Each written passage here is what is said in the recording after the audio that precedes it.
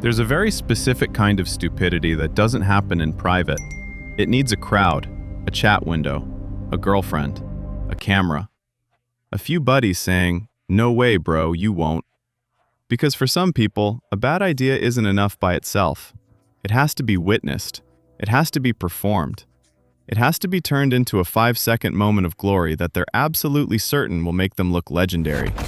And then physics shows up like an unpaid bouncer and throws them out of existence. The 10 stories in this video are not accidents. Accidents happen when something goes wrong. These are moments when people looked directly at danger, calculated absolutely nothing, and decided that applause was worth more than survival. This is an autopsy of performative stupidity. 10 live demonstrations of what happens when the need to impress completely overrides the built-in human alarm system that normally whispers, "Don't." So pay attention, because the first man on our list died trying to become a hero in virtual reality. Which is impressive, considering reality was right there the whole time. 1. The VR hero off the balcony. Virtual reality is a beautiful scam. It sells you the fantasy of power, a sword in your hand, a kingdom to save, a dragon to slay, a body that matters. For a few glorious hours, you are no longer some guy standing in socks in a cramped apartment next to a dying houseplant and an unpaid internet bill. You are the chosen one. That illusion, however, depends on one very important rule. You must remember where the game ends and the balcony begins.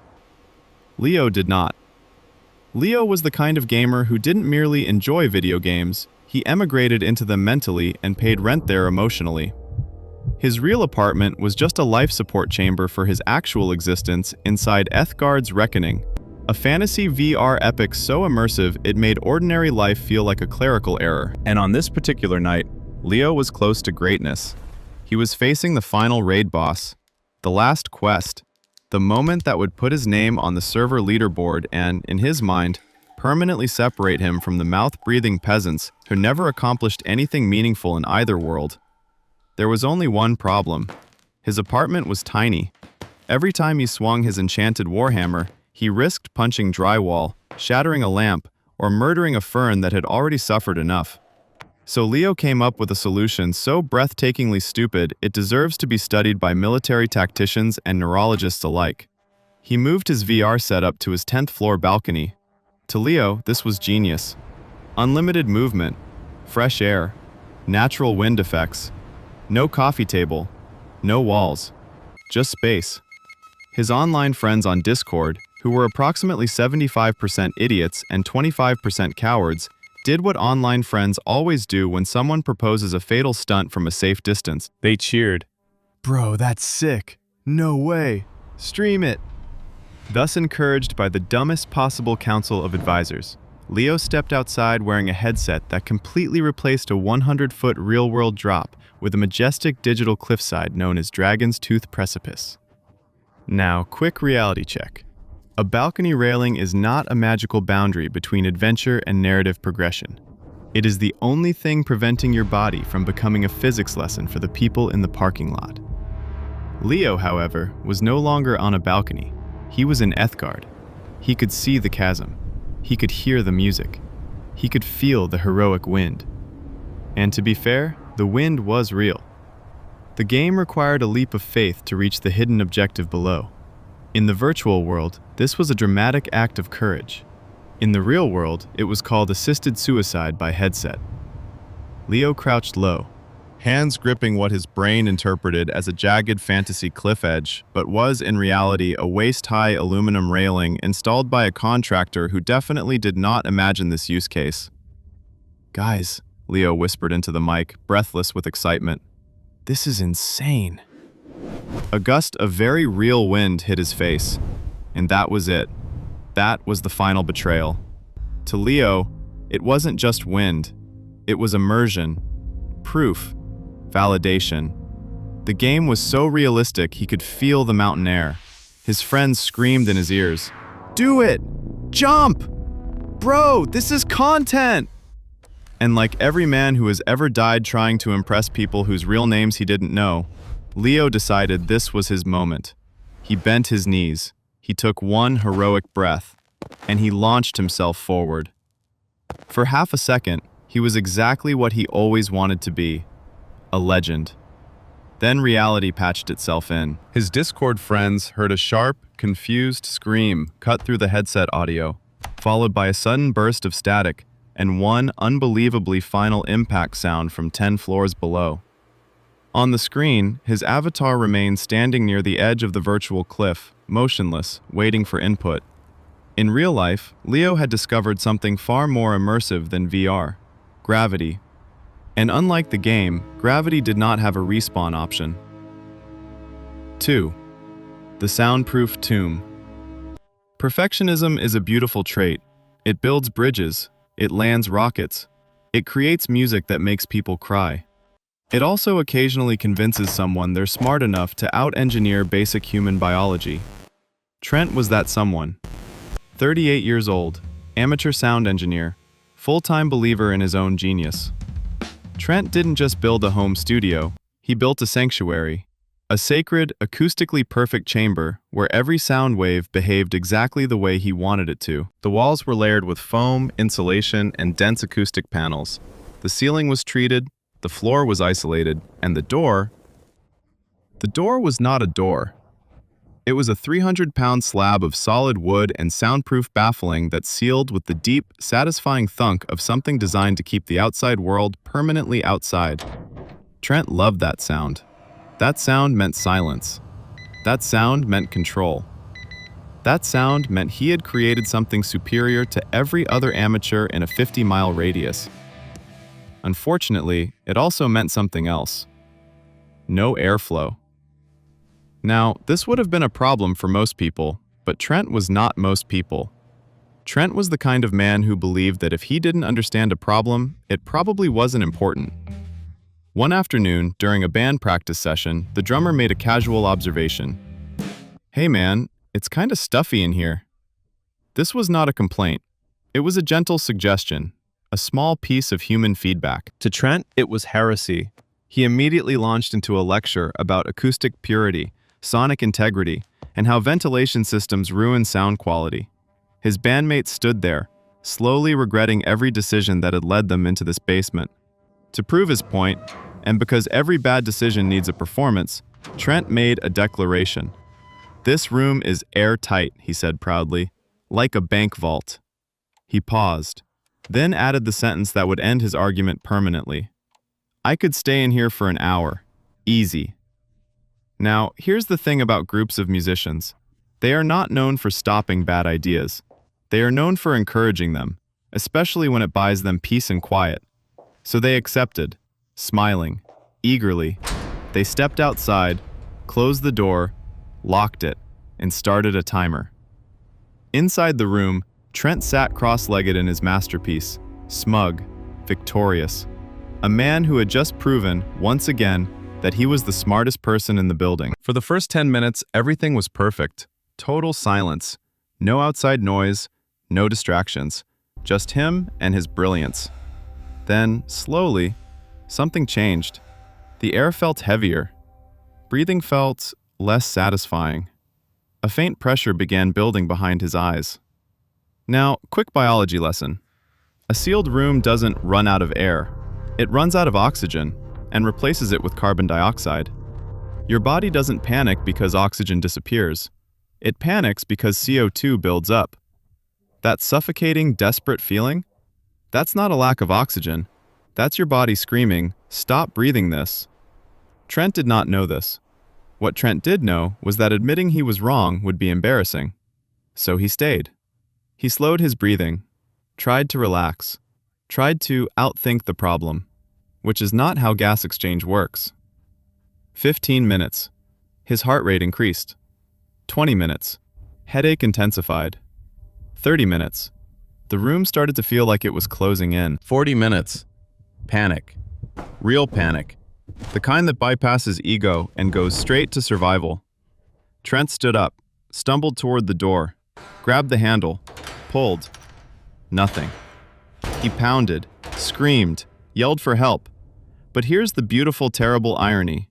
He had built a perfect soundproof room. His screams didn't leave the space. They died exactly where they were made, neutralized, absorbed, erased by the very system he was so proud of. Upstairs, his bandmates were laughing, getting food, checking their phones, enjoying the quiet. An hour later, they came back, still smiling, ready to open the door and congratulate him, maybe tease him a little, maybe admit he was right. They unlocked the heavy latch, opened the door, and found Trent exactly where he had engineered himself to be. Inside a room so perfect, it could not support a single human life. 3. The tire that became a bomb. There's a very specific kind of man who doesn't trust warning labels. He doesn't read them. He challenges them. Because to him, every red line is just a suggestion, written by people who don't understand what he's capable of. Gus was that man. 57 years old, senior mechanic, 30 years in the same shop, hands permanently stained with grease and pride. Gus believed in two things: hard work and products that could survive a war. So when a shipment of brand new off-road tires arrived, massive, aggressive, thick-walled beasts marketed as military-grade durability, Gus fell in love immediately. To him, this wasn't rubber. This was engineering poetry, a statement, a circle of dominance. The younger mechanics weren't impressed. They looked at the price tag, whistled, and made the mistake of saying it out loud. "Man, that's overpriced." Silence. You could feel the temperature in the room drop. Because they hadn't just insulted a tire, they had insulted Gus's belief system. What followed was not a discussion.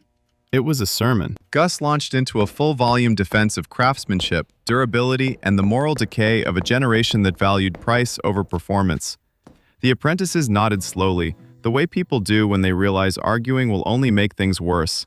But one of them smirked, just slightly, and that was enough, because now Gus didn't just need to be right. He needed to prove it. Physically, publicly, loudly. He rolled one of the tires into the center of the shop, dragged over the main industrial air compressor, a machine powerful enough to inflate heavy equipment in seconds. He snapped the air hose onto the valve stem with a sharp click. "Watch," he said. "Real engineering." Now, quick physics lesson. A tire is not just rubber. It's a pressurized container. It holds air under tension. And when you increase pressure beyond its structural limits, you are not inflating it. You are building a bomb. The manufacturer's recommended pressure was 120 pounds per square inch. The danger zone began at 150. At 200, you are no longer testing durability. You are testing how violently something can fail. Gus did not care. The compressor roared to life. The tire began to swell. At first, it looked normal, then slightly distorted, then wrong. Very wrong. The sidewalls bulged outward. The tread stretched. The rubber creaked faintly, like something alive and unhappy. The pressure gauge climbed. The red zone was no longer a warning. It was a memory. The younger mechanic stepped back, instinct kicking in. But Gus stood right next to it, hand resting proudly on the tire, like a man posing with a trophy. "See that?" he shouted over the noise. "That's quality." 210 pounds per square inch. The tire now looked like it had swallowed a smaller tire. The air inside it wasn't just pressure anymore. It was stored energy, a compressed explosion waiting for permission. Gus laughed, because confidence at this point had fully replaced survival instinct. And then, it failed. Not gradually, not politely, not with a hiss, with a detonation. A violent concussive blast that tore the tire apart in a fraction of a second. The sound hit first, a deep thunderclap explosion that shook the entire building. Then the shockwave.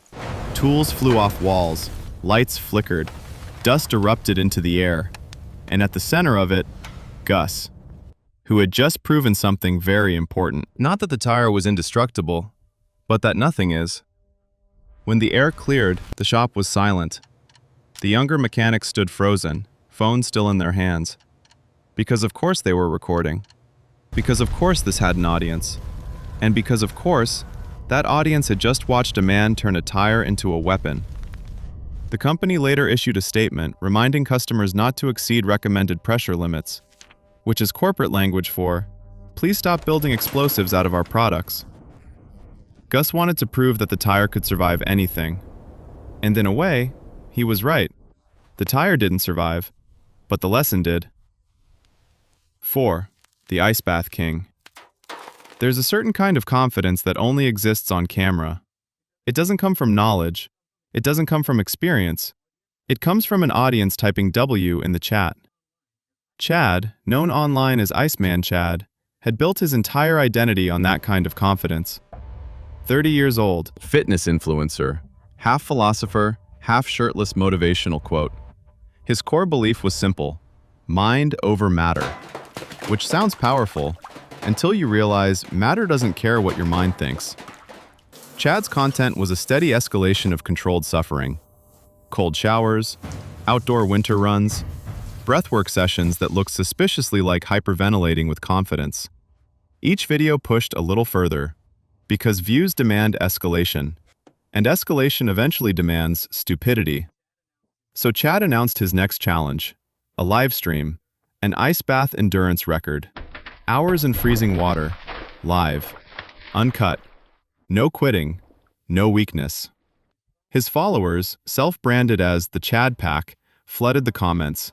"Let's go. Break the record. You're built different." None of them were in the tub. Now, quick physiology lesson. Cold water doesn't just feel uncomfortable. It steals heat from your body 25 times faster than air. Your body responds in stages. Cold shock, rapid breathing, heart spike. Shivering, last attempt to generate heat. Hypothermia, system shut down.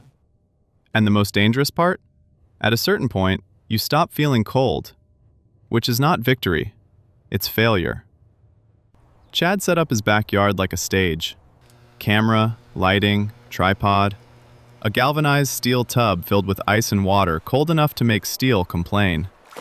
He stepped in slowly, tensed, shuddered, then smiled, because the camera was on. "See?" he said through clenched teeth. "It's all mental." The chat exploded.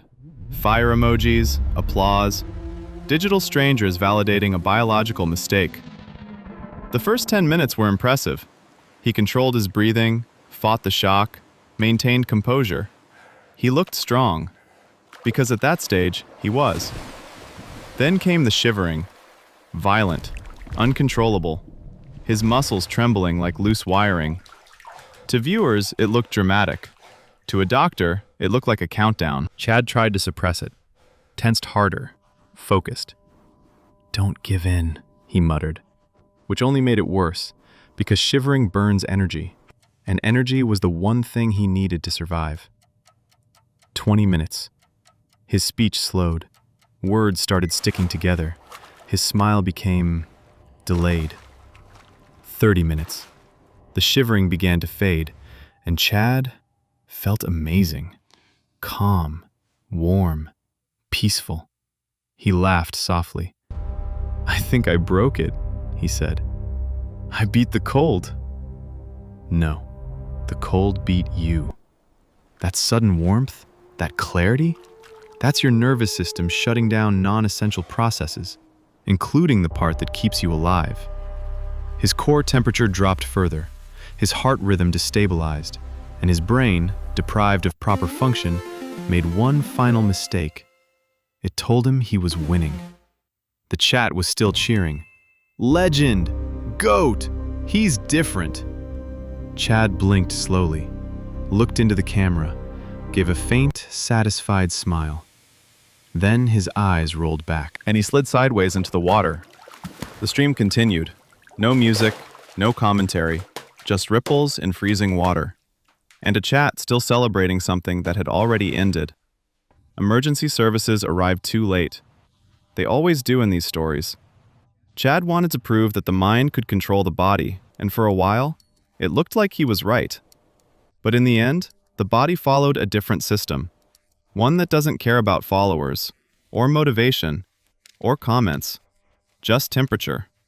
And when that number drops too low, the stream ends, whether you're ready or not. 5. The backyard rocket. There's a special kind of genius that only exists in a backyard. It's powered by cheap beer, loud friends, and a level of confidence that has never once been audited by reality. Kevin was the chief engineer of that genius. 32 years old, part-time construction worker, full-time believer that if something looks possible, it probably is. And on this particular Saturday, Kevin and his friends had one goal: build a human slingshot. Not a model, not a test device, a full-scale, launch a grown man through the air machine, because they had watched a video, and the video made it look easy. Now, quick physics lesson. A slingshot is not just a toy, it's a kinetic energy storage system. The more you stretch it, the more energy it stores. And when released, that energy goes somewhere, preferably into a controlled trajectory. Unfortunately, Kevin's team did not have a controlled trajectory. They had 2 telephone poles, industrial rubber tubing, a forklift, and confidence, which is not a scientific method, it's a recipe. They spent all afternoon building it, digging holes, securing poles, stretching tubing, arguing about angles using phrases like, "Yeah, that looks about right." No calculations, no measurements, no testing, just vibes. By sunset, the machine was ready, and Kevin was the payload. He climbed into a small inflatable kiddie pool shaped like a smiling frog, because safety is important. He wore a motorcycle helmet, because comedy is important. His friend stood behind the camera, because documentation is essential. "Any last words?" someone asked. Kevin looked straight into the lens, grinning. "Tell NASA I'm coming."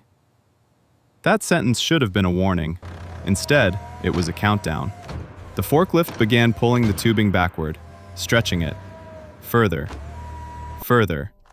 The entire structure creaked under tension. The rubber groaned. The poles flexed.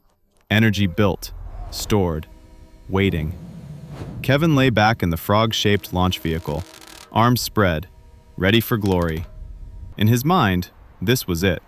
This was the clip, the moment that would go viral, the moment people would replay, the moment that would make him unforgettable. And to be fair, it did. Now, here's the part they forgot. Trajectory is not just distance, it's direction, height, obstacles. And one very important factor they completely ignored: a large oak tree directly between them and the lake.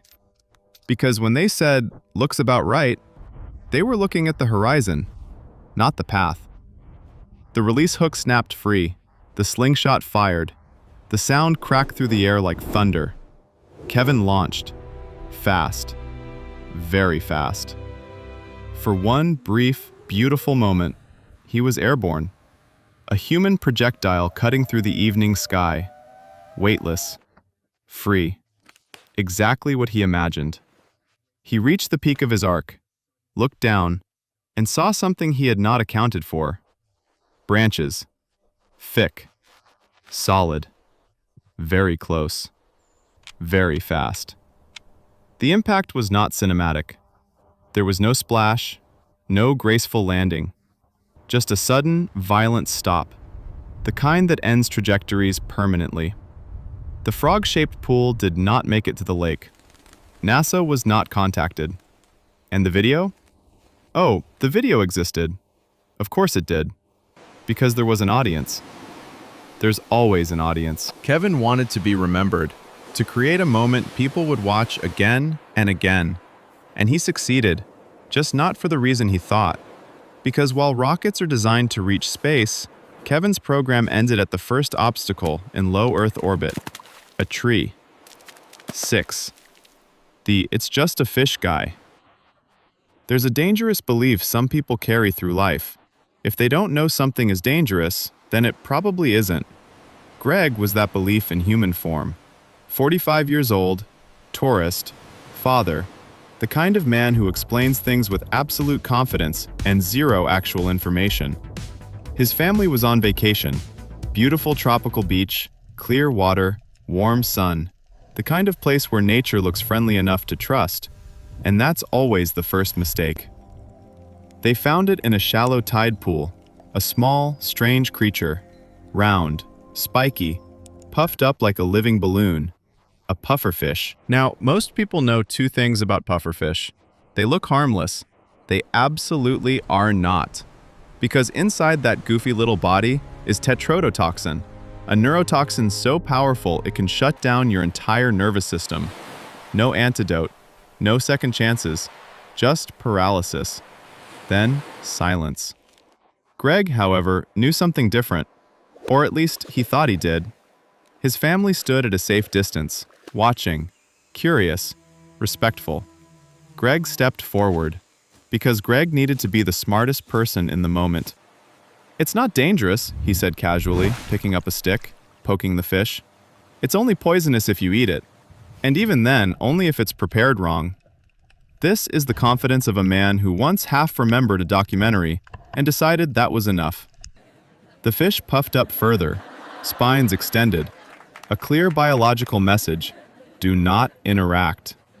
Greg interpreted that as a challenge. He turned back to his family, smiling, performing. Because again, there was an audience. "People exaggerate everything," he continued. "It's just a fish." That sentence has ended more lives than the fish ever did. He crouched down. Closer. Closer. His family started to protest. "Greg, don't!" Too late. Because Greg had already committed. And commitment is a powerful thing, especially when combined with stupidity.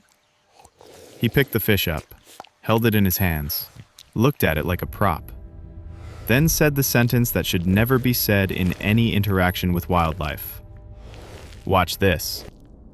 And before anyone could stop him, he leaned in and licked it. Not a quick touch, not hesitation, a full, deliberate, confident lick, as if he were tasting ice cream. Now here's the part Greg didn't know. Tetrodotoxin isn't just inside the fish. It's also secreted through the skin, as a defense mechanism. Which means Greg didn't just make contact. He self-administered one of the most potent neurotoxins on Earth. Directly. Efficiently. Immediately. At first, he laughed. Because nothing happened instantly. And in Greg's world, if nothing happens immediately, nothing will happen at all. Then, his lips tingled. A slight numbness. "See," he smirked. "I'm fine." That was the last correct sentence he said. The numbness spread, from lips, to tongue, to face. His smile faltered. His words slurred. Confusion replaced confidence. Within minutes, his body began to shut down. His diaphragm, the muscle that lets you breathe, started to fail. His arms weakened. His legs buckled. The realization hit too late. It always does. He collapsed onto the sand, fully conscious, fully aware, unable to move, unable to breathe. Trapped inside his own body as it slowly powered down. His family panicked, called for help. But tetrodotoxin doesn't negotiate. It doesn't slow down. And it certainly doesn't care what you thought you knew. Greg wanted to prove a point. That fear was exaggerated. That danger was a myth. That he understood the world better than everyone else. And in a way, he did prove something. That nature doesn't need to be aggressive to be deadly. Sometimes it just waits for someone confident enough to lick it. 7. The fire hose tough guy. There's a universal law of human behavior. Give a man an audience, and suddenly he becomes a version of himself that doesn't need to survive. Barry lived for that version. 40 years old, weekend drinker, full-time believer that strength solves everything. And on this particular day, strength was about to meet something stronger. The setting was harmless. A local fire department open house. Families walking around. Kids climbing on trucks. Firefighters giving demonstrations. Safe. Educational. Predictable. Until Barry showed up. Now, firefighters were demonstrating a deck-mounted water cannon. Not a hose, not a garden sprayer. A machine designed to push hundreds of gallons of water per minute with enough force to knock down doors, debris, and anything else in its way. They aimed it across the parking lot, turned it on, and a solid column of water blasted forward like a liquid battering ram. The crowd reacted the way normal people do, with respect. Barry reacted differently, with ego. "That's it?" he scoffed, loud enough for everyone to hear. The worst sentence you can say in front of professionals holding industrial equipment. A few people laughed. That was all he needed. Because laughter isn't feedback, it's fuel. He walked closer, chest out, voice louder. "I bet I could stand in front of that." Now, quick physics reality check.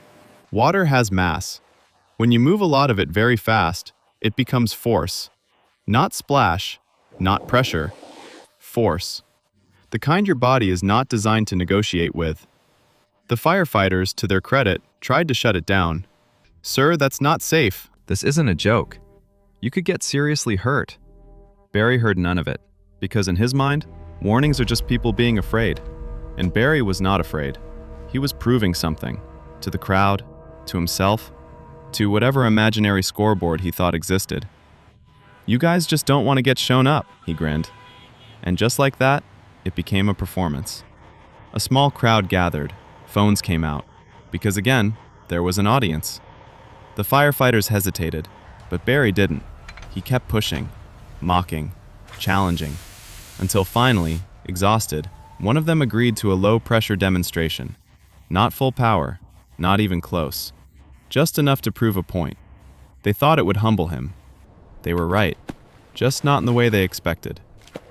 Barry stepped into position, feet planted, chest forward, arms slightly out like he was about to catch something. "I won't even move," he announced. That sentence again, that confidence. That complete misunderstanding of reality. The firefighter aimed, paused, gave him one last look, then squeezed the handle. The stream hit Barry square in the chest, and for a fraction of a second, nothing happened. Just long enough for his brain to register, this was a mistake. Then physics collected its debt. The force lifted him off his feet instantly. No struggle, no resistance. Just pure, overwhelming displacement. Barry didn't step back. He launched. His body flew backward across the wet asphalt like he had been hit by a moving vehicle. 10 feet, maybe more. Then, impact. The back of his head connected with the solid steel bumper of a fire truck. A sound that ended the performance. Immediately. The crowd went silent, phone still recording.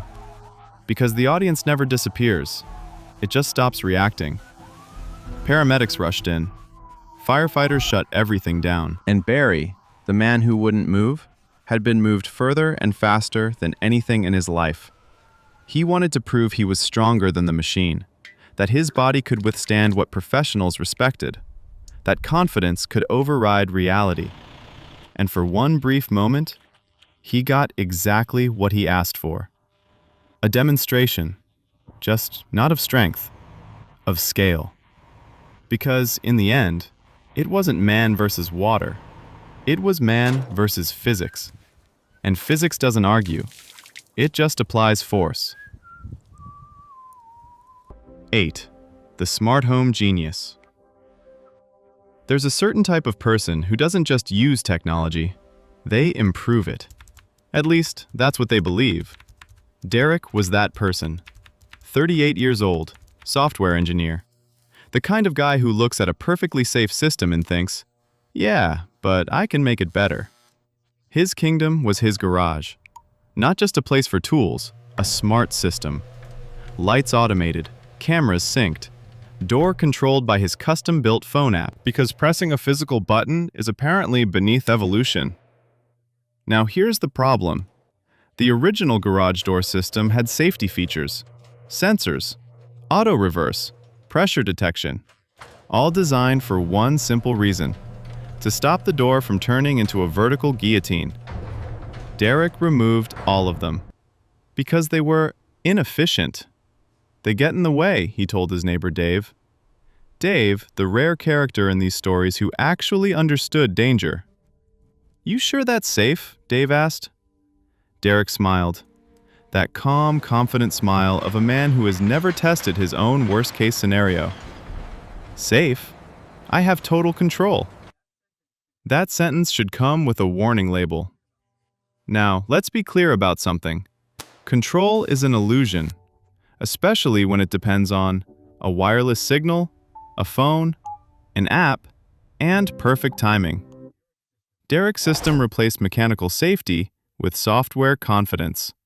And software has one universal trait: it lags. That afternoon, Derek decided to demonstrate his genius, because again, there was an audience. Dave stood in the garage, skeptical, watching, waiting. Derek opened his app, tapped the control. The heavy garage door began to descend. Smooth, quiet, impressive. "See," Derek said, "perfect precision." And then, he made the decision. The one decision every story here eventually reaches. He stepped under the door, then lay down, flat, on the concrete floor, directly beneath several hundred pounds of descending metal. Dave took a step forward. "Hey, maybe don't..." Too late, because Derek was already committed. "I'll stop it right here," he said, holding up his phone. The door moved lower, closer, closer. The gap shrank, from feet to inches, to what should have been the stopping point. All he had to do was tap. One tap. That was the plan, and for most people, most of the time, it would have worked. But not this time, because at that exact moment, his phone lagged. A notification, a background process, a fraction of a second delay. The screen froze, unresponsive. Derek tapped again. Nothing. Again. Still nothing. Now, remember, the garage door doesn't lag, it doesn't buffer, it doesn't wait. It follows gravity, momentum, and mechanical force. The door kept descending. The distance disappeared. And before the app could catch up, the system completed its task. The door made contact. Not gently, not symbolically, physically, decisively. Dave shouted, ran forward, but it was already over.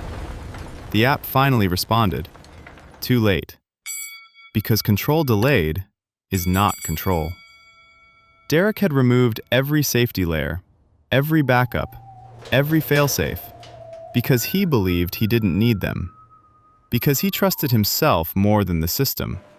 And in doing so, he created a system that only worked perfectly when nothing went wrong. Which is the one condition reality never guarantees. He wanted full control, absolute authority over his environment, no interference, no limitations. And in the end, he got exactly that. A system that did exactly what it was told, without hesitation, without correction, without mercy. 9. The Backyard Chemist. There are two types of people who watch life hack videos. The first type watches and scrolls. The second type watches and believes. Carl was the second type. 36 years old, backyard enthusiast, self-proclaimed creative thinker, which is often just another way of saying doesn't understand chemistry. That weekend, Carl was hosting a party. Friends, drinks, music, a classic backyard setup.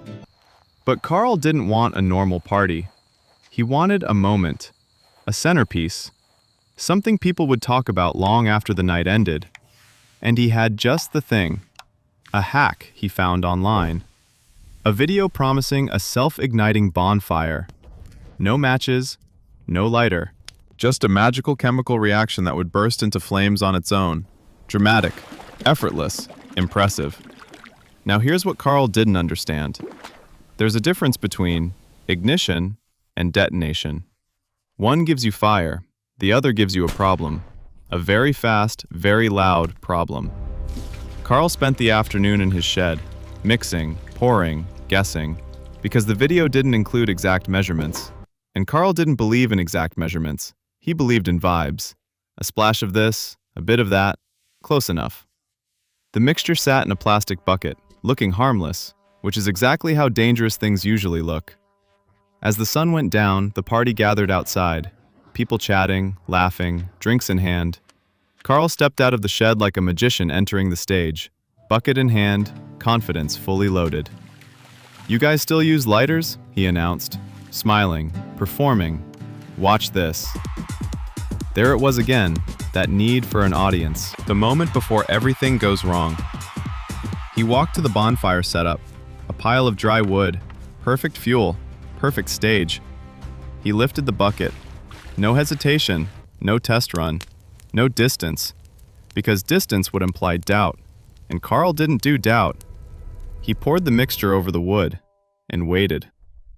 Now, in his mind, the next step was simple. The chemicals would react, flames would rise, people would cheer, Carl would become a legend. What actually happened was faster. There was no delay, no warning, no gradual reaction, because the mixture he created wasn't a fire starter. It was a fuel-air explosive. The moment the liquid spread across the wood, exposure to air completed the reaction. And instead of ignition, he got detonation. A single deafening blast. The kind that doesn't build up, just appears. Violent, instant, final. The bonfire didn't light, it exploded. A fireball erupted outward. Wood shattered, flames surged in all directions, and Carl, standing at the exact center of his own demonstration, became part of the reaction. Guests were thrown backward, drinks dropped, music stopped. Silence replaced by shock. Because one second, it was a party, and the next, it wasn't. Emergency services were called. Of course they were. They always are. But explosive chemistry doesn't give you a second attempt. Carl wanted magic, something spectacular, something unforgettable. And in a way, he succeeded. Because no one at that party would ever forget what they saw. A man who believed a 45-second video over the laws of chemistry, and paid for it in a single reaction. 10. The perfect shot. There's a moment every creator chases. The shot. Not a good one, not a decent one, the perfect one. The kind that makes people stop scrolling, rewatch, share. The kind that turns effort into recognition. Marcus lived for that moment. 29 years old, amateur drone pilot. Self-taught, self-believing, the kind of guy who thought risk added value. And on this particular day, risk was everywhere. Dark clouds, heavy wind, a storm rolling in across an open field. And in the middle of it all, a towering electrical pylon. Rusty, massive, a skeletal giant reaching into the sky like a lightning rod. To Marcus, it wasn't danger, it was content. He launched his drone. The propellers fought the wind, the camera stabilized, and on his screen, magic. The sky churned, clouds moved like waves. The pylon cut through it all like something ancient. It looked cinematic. It looked powerful. It looked worth it. His friend Liam stood nearby, watching, concerned. "Maybe don't fly that thing in a storm," he said. Marcus didn't even look at him. "Relax, this is perfect." That word again, perfect. The drone circled the structure, captured wide shots, angles, movement. Everything was good. But good wasn't enough, because good doesn't go viral. He needed something more. A hero shot, low angle, looking up the tower into the storm, something dramatic, something no one else had. And to get that angle, he needed to get closer, much closer. He grabbed the metal frame of the pylon, started climbing, controller in one hand, camera feed in the other. Because balance is optional when confidence is high. Liam shouted from below, "Dude, seriously, get down!" The wind picked up, metal groaned, rain started to fall. But Marcus kept climbing, because now it wasn't just about the shot. It was about finishing, about proving it was worth it. He reached a crossbeam, high enough, dangerous enough, perfect. "This is it," he yelled, barely audible over the storm. He positioned himself, adjusted the drone, framed the shot, and for a moment, he got it. The angle, the movement, the composition, exactly what he imagined. But Marcus had one more idea, because there's always one more idea. "I'll make it more dynamic," he muttered. He shifted his stance. Then, To prove the structure was stable, he stomped his foot on the beam. That sound. Metal under stress. Rust under pressure. It held. For a fraction of a second. Long enough to convince him. Then it didn't. The beam gave way. Not dramatically. Not slowly. Just gone. Metal disintegrated under his weight. Because rust isn't decoration. It's decay. Marcus reached for something. Anything. But there was nothing to hold. No grip. No recovery. Just air. He fell. A long, uninterrupted drop. Silent against the storm. The drone hovered above. Stable. Focused.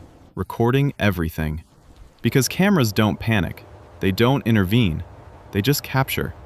From above, it looked cinematic. Beautiful even. A small figure falling through a massive frame. Perfect composition. Perfect timing. Perfect shot. Until it wasn't. The ground ended it, like it always does. The drone remained in the air, still recording, because the system worked perfectly, even when the creator didn't. Marcus wanted something unforgettable, something no one else had. A shot that stood above the rest. And he got it. The kind of footage that doesn't need editing, because the ending is already final. 10 stories. 10 moments where confidence beat caution, where performance beat survival, where the need to be seen overrode the instinct to stay alive. So now the real question. Which one was the dumbest? Not your favorite, not the funniest. The one that made you stop and think, there's no way someone actually did that. Drop it in the comments. Name, story, defend your choice. Because if there's one thing more powerful than stupidity, it's watching someone else's and learning nothing from it. Like, subscribe, and stick around, because somewhere out there right now, someone is already preparing for part 2.